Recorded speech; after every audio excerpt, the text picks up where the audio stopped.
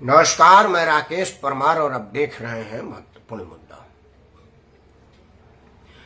महत्वपूर्ण मुद्दे में आज सबसे महत्वपूर्ण विषय था कि जम्मू कश्मीर में आतंकियों से मुठभेड़ में हमारे सेना के कुछ जवान, कुछ अधिकारी के साथ एक डॉग स्क्वाड का भी जाबाज डॉग का, कैंट नाम के डॉग का शहादत हुआ है। हम उन तमाम शहीद हुए अपने सिपाहियों, जवानों और उस डॉग सिपाही को भी अपने तरफ से विनम्र श्रद्धांजलि और शत शत प्रणाम करता हूं। और भारत में सनातन विरोधियों को यह बताता हूं कि आज जिन लोगों के घर में टीवी नहीं होगी वो सोशल मीडिया पर देख लें। एक कुत्ता जिसने देश के नाम पर शहीदी ली है, देश की सेवा में अपना सर्वोच्च कुर्बानी, सर्वोच्च बलिदान, अपने प्राणों की आहुति दी है, हमारे देश के जवानों ने बंदूकें उल्टी करके उसके सम्मान में सैल्यूट किया और उसको सम्मान सहित विदा किया। मतलब अगर कोई कुत्ता इस देश के काम आता है तो हमारे सिपाही, हमारे देशवासी उसको सलाम करते हैं, सैल्यूट करते हैं, उसके सामने नतमस्तक होते हैं। लेकिन अगर कोई इंसान कुत्तागिरी करता है तो उसके सामने जुतिया मारने के अलावा और कोई विकल्प नहीं हो जाता। सत्य सनातन धर्म के विरोधी तमाम लोगों को यह नसीहत जान लेनी चाहिए, समझ लेनी चाहिए कि अगर आप कुत्ता हैं और देश के वफादार हैं तो आप पूजे जाएंगे। देश का सिपाही आपको वर्दी में सैल्यूट करेगा, आपके शहादत को सलामी देगा और आपको सर्वोच्च आदर देगा। लेकिन अगर आप इंसान हैं और आपका स्वभाव कुत्तागिरी वाला है तो वही जो खुजली के कुत्ते वाले कि जिस तरह से दुत्कार होती है वह होगा, जैसा कि सनातन विरोधियों को पूरे देश में हो रहा है। मित्रों, आज श्री शरद पवार के आवास पर इंडिया गठबंधन का बैठक हुआ था। वहां पर बताया ये गया था कि स्टालिन के बयान का खंडन किया जाएगा और यह कहा जाएगा कि यह बयान स्टालिन का निजी बयान है, क्योंकि टीवी के पत्रकारों के पूछे गए प्रश्न पर करीब करीब सभी ने कहा था कि हम सभी धर्मों का आदर करते हैं। सिर्फ कांग्रेस अध्यक्ष मल्लिकार्जुन खड़गे का बेटा प्रज्ञान खड़गे ने कहा कि ऐसे धर्म को समाप्त ही हो जाना चाहिए। बाद में जब उसकी आइडेंटिटी का पता उसको चला तो वो उसको रफू करने लगा कि नहीं, मेरा मतलब सनातन धर्म में जो छुआछूत वगैरह है उसको खत्म हो जाने चाहिए। मतलब रफू, एक बार जो बात और बंदूक की गोली और जवान से बात निकल जाती है वापस नहीं आती है। प्रज्ञान खड़गे को इसका खमियाजा भुगतना पड़ेगा। चुनाव सर पे है और वो परिणाम देखेंगे। वैसे वो अगर ना भी बोलते तब भी परिणाम उनको पता था। अब वो अलग बात है कि लोग कहेंगे कि इसी परिणाम की वजह से हुआ, वो एक अलग मुद्दा है। मित्रों, आज उम्मीद के मुताबिक स्टालिन के बयान का सभी इंडिया गठबंधन ने मौन सहमति दिया है, क्योंकि उसके बाद जो पत्रकार वार्ता इंडिया गठबंधन के लोगों ने किया उसमें से किसी ने नहीं कहा कि स्टालिन के बयान का हम सभी ने सर्वसहमति से खंडन किया है या इस पर ऐतराज जाहिर किया है या इस पर यह कहा है कि भाई इन सब चीजों से बचा जा सकता था। ऐसा कोई बयान नहीं आया। मतलब इंडिया गठबंधन में जितने सहयोगी हैं उन सब लोगों को सत्य सनातन धर्म में खामियां दिख रही हैं और उसको समूल नष्ट करने का प्रयोजन ढूंढ रहे हैं, तरीका ढूंढ रहे हैं। अगर वो सरकार में आएंगे तो हो सकता है कानून बना करके सत्य सनातन पर प्रतिबंध लगा दें या पुलिस बल प्रयोग करके परेशान करके, जिस तरह से पाकिस्तान में हिंदुओं को जबरदस्ती पीट पीट करके इस्लाम स्वीकार किया जाता है। आज एक वीडियो मेरा मोबाइल पे आया था, एक 13-14 साल की लड़की एक 70-75 साल के बुढ़े के साथ निकाह पढ़वाने के लिए मना करे तो उसका उंगलियों को पीटा जा रहा है और चाकू दिखाया जा रहा है कि अंगूठा निकाहनामे पकड़ नहीं तो उंगली काट देंगे। और वो रो रही है, छटपटा रही है और उसके जबरदस्ती लोग उस बुढ़े के हाथ उसको बांध रहे हैं और निकाह पढ़वा रहे हैं। अब उसके बाद वो एक तो अपने हिंदू धर्म से इस्लाम स्वीकार करेगी और 14-15 साल की लड़की 17-70 साल मतलब 70 ईयर बुढ़े के साथ नरकीय जीवन जिएगी। या तो इस तरह का कोई माहौल भारत में बनेगा या बनाया जाएगा, क्योंकि इसके पहले हम लोगों ने देखा है केरल में और भारत के और कई भाग में, पश्चिम बंगाल में, कि हमको कहा गया था कि भाई अभी आप चुपचाप बैठिए क्योंकि भाई नमाज का टाइम हो रहा है। आप दुर्गा पंडाल आयोजित किए हैं तो आप एक काम करिए कि दुर्गा पंडाल के अंदर नमाज का स्थान सुनिश्चित करिए, क्योंकि यहाँ पर नमाज भी होगा तभी आपका दुर्गा पंडाल लगेगा, वगैरह वगैरह और वगैरह। तो यह धीरे धीरे इस्लामीकरण की तरफ बढ़ने का प्रयास था। लेकिन वो तो भला हो सत्य सनातनियों का कि भाजपा की सरकार आई तो खुले में नहीं हो रहा है, बट यह सब बदस्तूर अंदर खाने जारी है। बिहार में वो जो पुलिस का रिटायर भगोड़ा सिपाही पीएफआई वाला पकड़ाई गया था, दरोगा था, और जगह पकड़ाई जा रहा है, वो सब आप लोग देख ही रहे हैं। मित्रों, मैं दो बातें इंडिया गठबंधन के लोगों को बताना चाहता हूं। देखिए, अगर आप चाहते हैं कि वाकई मोदी के मुकाबले में कोई सार्थक विकल्प खड़ा हो सके, तो आपको 2-3 मौका सुनहरा चाल से जो आप कर सकते हैं और आपको करना चाहिए। यह नहीं कि श्रीलंका के राष्ट्रपति का अनौपचारिक एयरपोर्ट में मुलाकात हो गया तो पश्चिम बंगाल के मुख्यमंत्री ममता बनर्जी से पूछा कि क्या आप विपक्षी गठबंधन का नेतृत्व करने जा रही हैं, तो बोलो ये मेरे गुण से मेरा सौभाग्य होगा।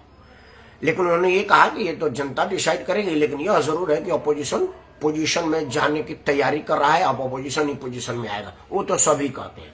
इस तरह से नहीं, खुला और साफ तरह से करना पड़ेगा।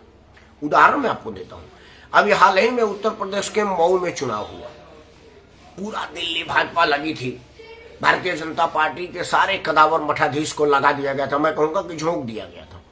लेकिन फिर भी 1-to-1 फाइट हुआ, मतलब मुकाबले में सिर्फ सपा थी और कोई भी, कुछ लोग निर्दलीय लोग थे, वो सब के सब सैकड़े में रहे, मतलब 1000, मतलब 3 अंक कोई पार नहीं कर सका था, 4 अंक में कोई नहीं गया, मतलब 1000 में कोई नहीं गया, सब सैकड़े में रह गए। मतलब मुकाबला सीधा सीधा 2 दलीय था और परिणाम घोसी में भाजपा का हार। तो इससे लेसन लेकर के अगर भारतीय जनता पार्टी को आप हराना चाहते हैं, सीरियस हराना चाहते हैं और वाकई चाहते हैं कि इंडिया गठबंधन मजबूत विकल्प बन के उभरे और भाजपा को हरा दे, तो आपको घोसी का नजीर पेश करना पड़ेगा समस्त भारतवर्ष में। और इसका मौका आपके पास आया है। 3 राज्य में चुनाव हो रहा है, होने वाला, अब थोड़े दिन में अनाउंस हो जाएगा, प्रचार चालू हो गया है। छत्तीसगढ़ में, राजस्थान में और मध्य प्रदेश में। यह 3 राज्य आपके सामने है जहां पर आप इस फार्मूला को अप्लाई करके टेस्ट के रूप में देख सकते हैं और देशवासियों को बता सकते हैं कि हम अपनी आंख की टकराव, आपसी लालच, मनमुटाव को छोड़ करके 1-to-1 फाइट दे रहे हैं। एक उम्मीदवार मोदी का रहेगा तो एक उम्मीदवार मोदी विरोधी का रहेगा और बीच में कोई नहीं रहेगा। जनता डिसाइड करे कि उसे मोदी पसंद है या मोदी विरोधी पसंद है, और देख लेते हैं परिणाम क्या आता है। 3 राज्य का तो मामला है, उसके बाद दिल्ली मेन चुनाव के टाइम में देख लिया जाएगा। क्योंकि मऊ में जब 1-to-1 चुनाव हुआ तो परिणाम क्या था वो सब आप जानते हैं। लेकिन मुझे जो आशंका नहीं, भरोसा है कि ऐसा नहीं हो सकता, क्योंकि मऊ का उपचुनाव एक छोटा चुनाव था, वहां पर कोई जीत करके भी सुधाकर सिंह कुछ कर नहीं पाएंगे, क्योंकि उनको मालूम है योगी जी की सरकार है और इस स्थिति में सरकार है कि एक आध विधायक के इधर उधर हो जाने से बहुमत में कोई फर्क नहीं पड़ने वाला। फर्क पड़ जाता है कि मान लो 4-5 विधायकों से सरकार बनी हुई है और 2 हार गए तो 2-3 इधर उधर कुलाची मारेंगे और तब सरकार को ब्लैकमेल करेंगे।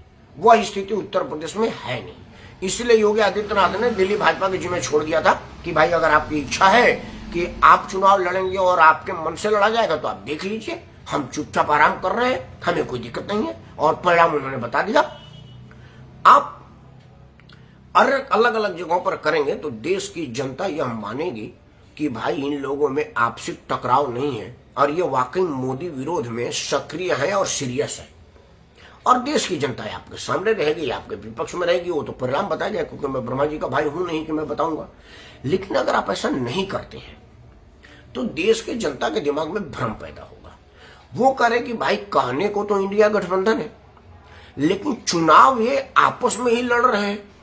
जैसा कि ये जो 4-5 चुनाव हुआ कुछ राज्यों में, उसमें केरल में चुनाव हुआ, पश्चिम बंगाल में चुनाव हुआ, उत्तर प्रदेश में चुनाव हुआ। तो पश्चिम बंगाल में चुनाव में भाजपा तृणमूल 1 नंबर 2 नंबर पर रही, मतलब 1 नंबर तृणमूल रहा, 2 नंबर पर भाजपा रहा, बहुत कम अंतर से हारा। और कम्युनिस्ट और कांग्रेस दोनों विपक्ष में चुनाव लड़ रही थी। 1 सीट उपचुनाव का था, मतलब पश्चिम बंगाल में ममता बनर्जी ने अपने उपचुनाव का 1 सीट पर भी कुर्बानी नहीं दी। तो देश की जनता उन पर कैसे भरोसा करेगी? क्या पूरे देश का नेतृत्व करने की स्थिति में है? आप में लालच, छल कपट या वैमनस्य नहीं है, आप ईमानदार हैं देश की सेवा के लिए, देश के लिए।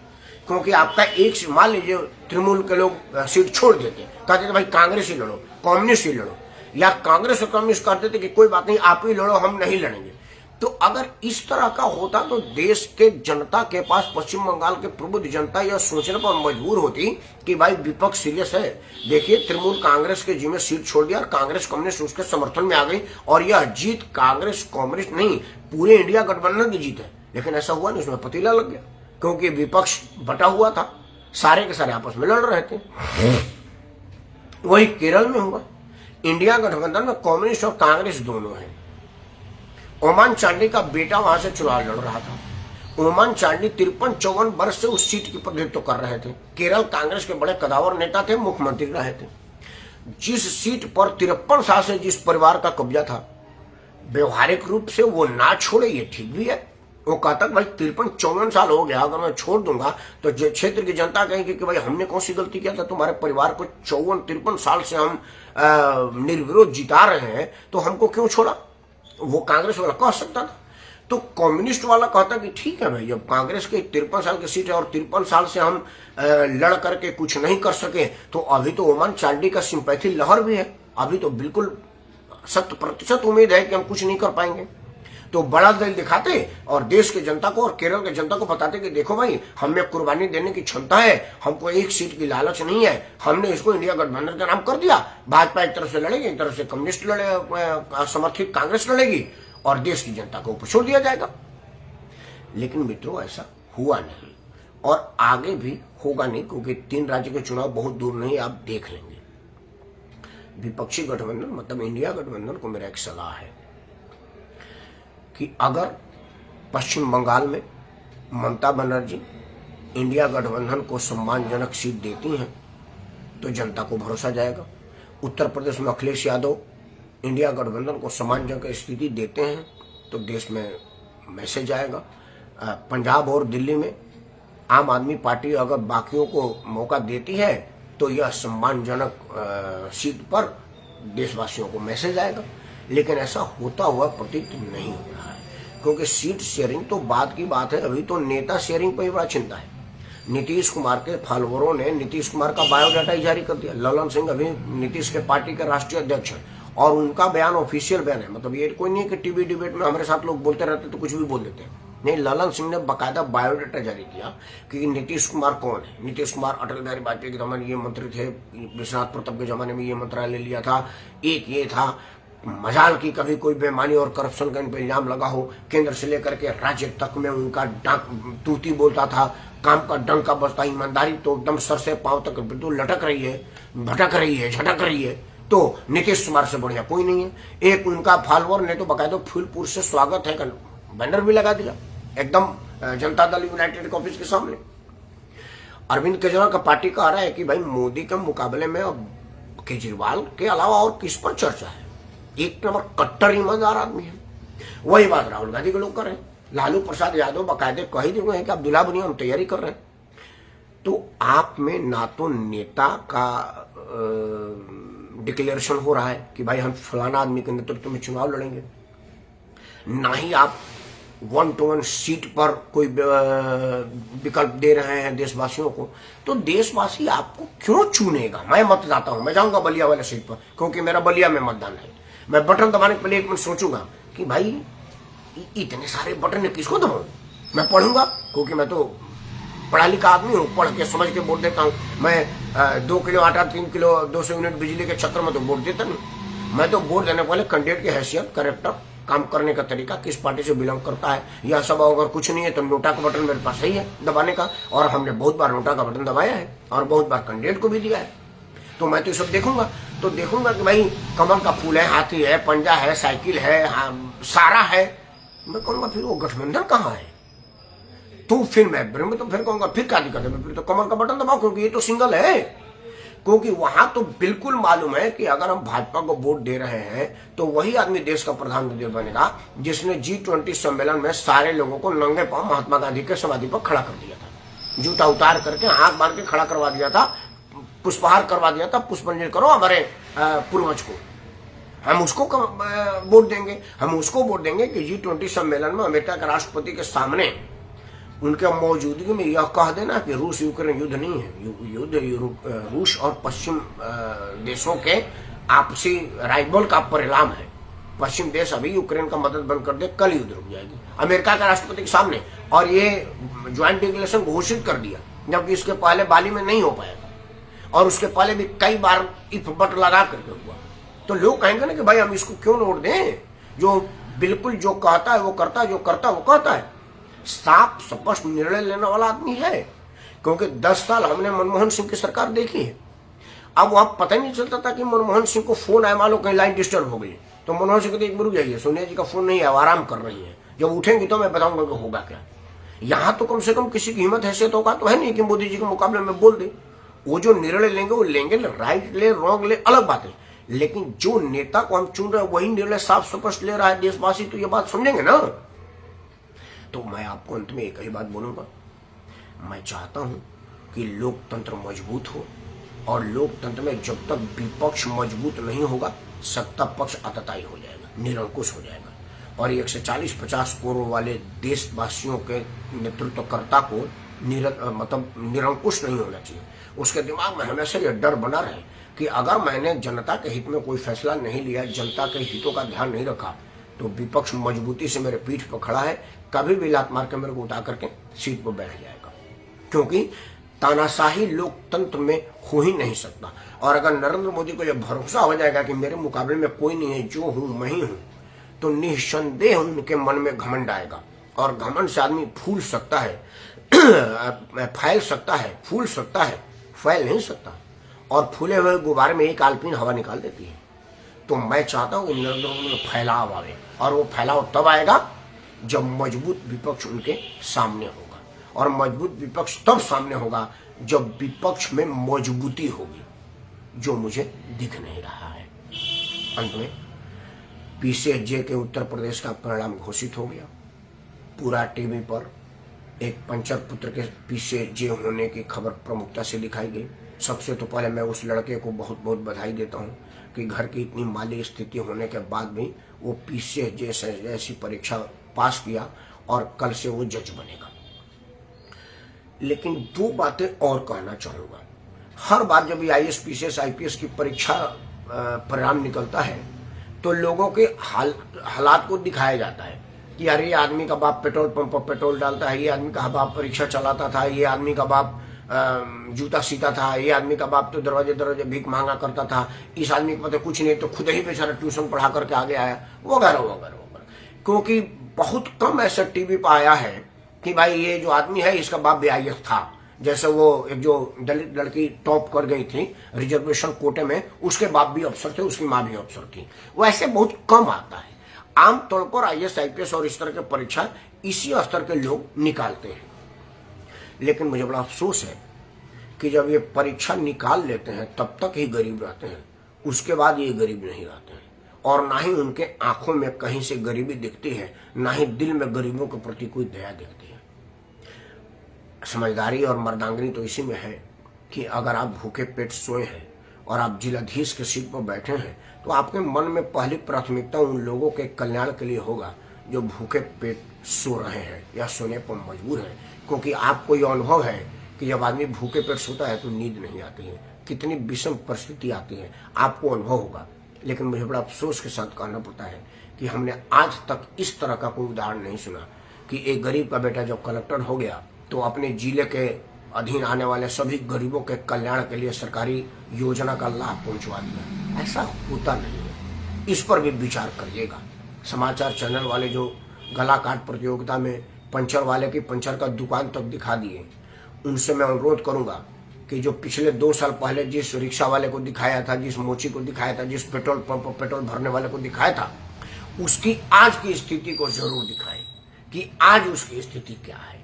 तब जाकर के फर्क पड़ेगा कि वो गरीब था, गरीब रहा नहीं, और अगर गरीब रहेगा नहीं तो काहे की तारीफ। फिर तो वही भ्रष्टाचार की आंच पे सीख गया वो, और बाकायदा भ्रष्टाचारी नंबर 1 बन गया। क्योंकि अगर भ्रष्टाचारी नहीं बना तो साल 2 साल के सर्विस में BMW, मर्सिडीज, रोल्स रॉयस और जगुआर जैसी महंगी गाड़ियां खड़ा कैसे कर दिया, बड़े बड़े शहरों में महंगी कोठियां कैसे खड़ा कर दिया, ब्याह में हजारों करोड़ रुपया खर्च कैसे कर दिया।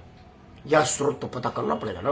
और अगर ऐसा हुआ है मतलब वो ईमानदार नहीं रहा है, तो फिर जितनी आप तारीफ उसके गरीबी की दिखाए थे उतनी ही उसकी बुराई की दिखाइए। यह मत इंतजार करिए कि कोई सीबीआई के छापे में किसी झारखंड कैडर का ये अफसर के घर में हजारों करोड़ का नोट मिलेगा तब आप दिखाएंगे, नहीं, इसमें भी दिखाइए, तब जाकर के आपका पत्रकारिता का प्रमाण मिलेगा और मैं आपको प्रणाम करूंगा।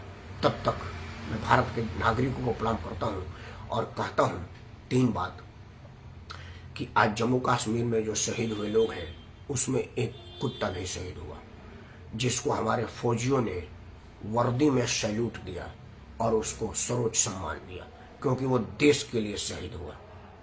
लेकिन हमारे देश में कुछ ऐसे भी कुत्ते हैं जिनको लोग गाली देते हैं, थूकते हैं, वो खुजली वाले कुत्तों से भी बदतर स्थिति है। मतलब अगर आप कुत्ता भी हैं और देश के प्रति वफादार हैं, धर्म के प्रति वफादार हैं, इंसानियत के प्रति वफादार हैं, तो आप पूजे जाएंगे, नहीं तो आप थूके जाएंगे। दूसरा कि इंडिया गठबंधन को मऊ के परिणाम को आधार मान के 1 to 1 कैंडिडेट खड़ा करने पर विकल्प पर विचार करना पड़ेगा। अगर आप ऐसा कर देते हैं तो कुछ चांसेस आपके बनते हुए नजर आ रहे हैं, नहीं तो परिणाम आपको भी पता है, हमें भी पता है और जनता को भी पता है। और तीसरा कि अगर किसी गरीब का बच्चा IAS बनता है वो बड़ी खुशी की बात है, लेकिन अगर उसके मन में सीट पर बैठने के बाद भी गरीबों के प्रति कोई दया भाव नहीं है, कोई जन कल्याण का भावना नहीं है, तो अधिकार है उसके गरीब होने पर। जय हिंद, वंदे मातरम, भारत माता की जय।